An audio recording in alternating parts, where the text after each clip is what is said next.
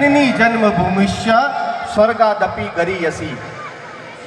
लक्ष्मण ने जब सोने की लंका में रहने के लिए इच्छा जाहिर करी तो प्रभु श्री राम कहते हैं मुझे मेरी मातृभूमि मेरे भारत माता के कोख में ही अपना जीवन समर्पित करना है। ऐसे आराध्य देव श्री राम की इच्छा थी, ये वो माँ भारती है। अपने सभी देवी देवताओं को नमन करता हूँ। अपने इतने सारे चित्र महापुरुषों के लगे हुए हैं जिनके जीवन में एक ही स्वप्न था, तन समर्पित मन समर्पित और यह जीवन समर्पित। चाहता हूँ मातृभू, चाहता हूँ देश की धरती, तुझे कुछ और भी दूं। ऐसे महापुरुष या तो अपने प्राणों का बलिदान कर कर या अपने जीवन का तीन तीन कण कण इस मातृभूमि को समर्पित कर दिया। उन सभी महापुरुषों के चरणों में नमन करता हूं। मंच पर विराजित गुरु परंपरा, गुरु संत, उनके श्री चरणों में नमन करता हूं। हम सभी यहाँ विराजित हैं और हिंदू होने के नाते इस हिंदू सम्मेलन में सहभाग हुए, लेकिन हम सब कह सकते हैं कि ये संतों की कृपा रही। इस धरती, इस भारत माता की कोख से ये संत, हम एक दिन भी अपने परिवार से अलग हो जाते हैं तो हमारा मन मचल उठता है, हम रह नहीं पाते हैं। हमारे सुख साधन कुछ भी, घर छूटता है, साधन छूटते हैं। आजकल मोबाइल आ गया है, मोबाइल इधर उधर हो जाता है तो हम विचलित हो जाते हैं। ये वो संत परंपरा है जिसने अपना परिवार छोड़ा, अपने संसाधन छोड़े और एकांत में जाकर साधना करते हैं, तपस्या करते हैं और अपना संपूर्ण जीवन इस समाज, इस राष्ट्र, इस धर्म के लिए, इस भारत माता के लिए समर्पित कर देते हैं। हम गर्व से कह सकते हैं हजारों साल की जो परंपरा, इतने व्यवधान आए, इतने संकट आए, इतने आक्रमण आए, लेकिन उसके बाद भी आज ये हिंदू सम्मेलन हम बना कर पा रहे हैं, वो इन संतों की कृपा है। ये तन विष की बेलड़ी, गुरु अमृत की खान, शीश चढ़े जो गुरु मिले तो भी सस्ता जान। ऐसी एक मन की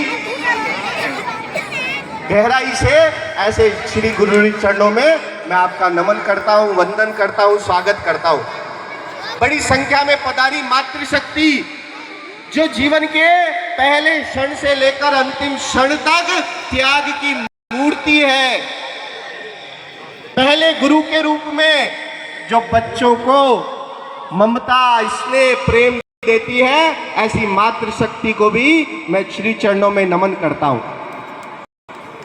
ये जो बच्चे पधारे हैं, जो भारत का भविष्य है, आपका भी बहुत बहुत स्वागत। इस खिवाड़ा मंडल के इस हिंदू सम्मेलन में ये जो सज्जन शक्ति पधारी है, आपका भी स्वागत, अभिनंदन।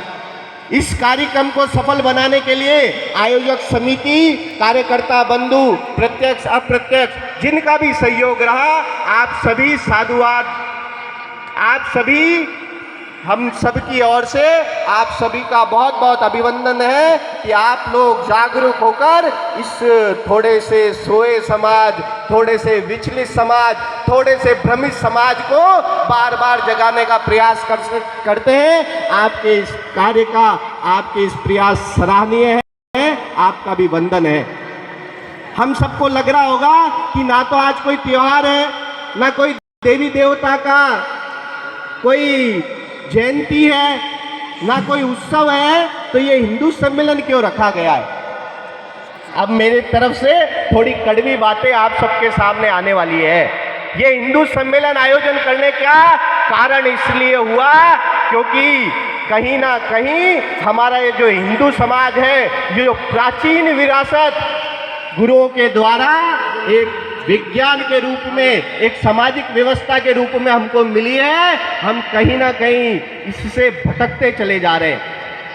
हम देखेंगे तो आज हम त्योहार कैसे मनाने लग गए, हम अपने देवी देवताओं की जयंतियां किस प्रकार से मनाने लग गए हैं, हम महापुरुषों की जयंतियां किस प्रकार से मनाने लग गए हैं। तो आजकल मैं मानता हूं हमने सब कार्यक्रमों को इवेंट बना दिया है। जैसे फैशन शो हो रहा है, कपड़े कौन से पहनने हैं, कैसे नाच गाना करना है, कैसे क्या प्रसादी जीवनी है, वहां भोजन क्या मिलेगा, ऐसा तंत्र इवेंट लगभग हमारे यहाँ पर प्रारंभ हो गया है। मैं आपसे प्रश्न करता हूं, एक बार हाथ उठाइए। हम बोलते हैं हम हिंदू हैं, बताइए हनुमान चालीसा किस किस को याद है, हाथ खड़ा करो। जिसको याद है वो हाथ खड़ा करो। देखो एक बार कितनों को हनुमान चालीसा याद है। किसको अपनी देवता की आरती याद है, हाथ खड़ा करो।